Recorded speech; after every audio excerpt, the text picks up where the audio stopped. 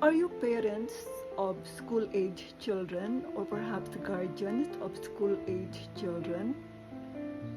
O baka isa kang guro like me? Then perhaps this gentle reminder from a mother, a grandmother, and a teacher for 36 long years can help. Lahat naman kasi tayong mga magulang, ang ating pangarap, ang ating aspiration, maging very pleasant ang journey ng ating mga anak sa pag-aaral. Given yan sa lahat ng parents. Maraming mga factor ang contributory para maging pleasant ang pag-aaral ng ating mga anak. But I'll cite one particular factor first, which I find so important. And I call this the respect the teacher factor. I find this very, very crucial, very, very important. Yung respeto ng mga bata sa kanilang guro, turuan natin silang ma-maintain. By all means, do not be the reason why your child will lose respect for her teacher. Sometimes we are guilty of that, diba? Like, ito yung anak, magpapaturo kay mama, kay papa, ng assignment for the day, then we notice something amiss.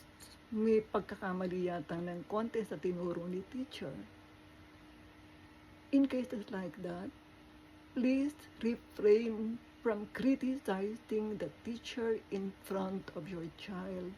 Huwag kayong magsasalita nung ang bobo ng teacher mo, maling-mali ang tinuturo. Or please do not do that.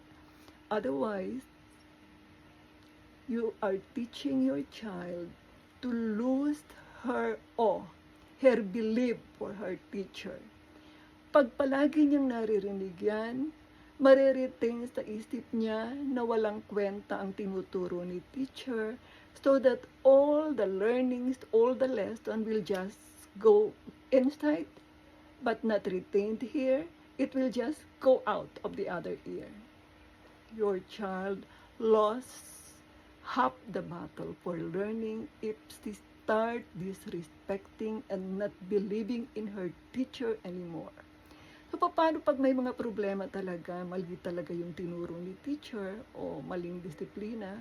By all means, go to her, talk to her, talk to the teacher.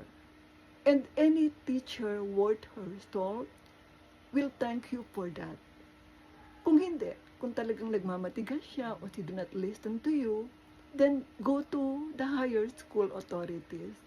But by all means, huwag na huwag mong tanggalin sa bata yung respeto at saka yung paniniwala sa authority ng isang teacher sa harap ng classroom, because you are doing your child a lot of injustice. Once the respect for the teacher is retained, nandyan ang awe, nandyan ang paniniwala, half the battle for learning is already won.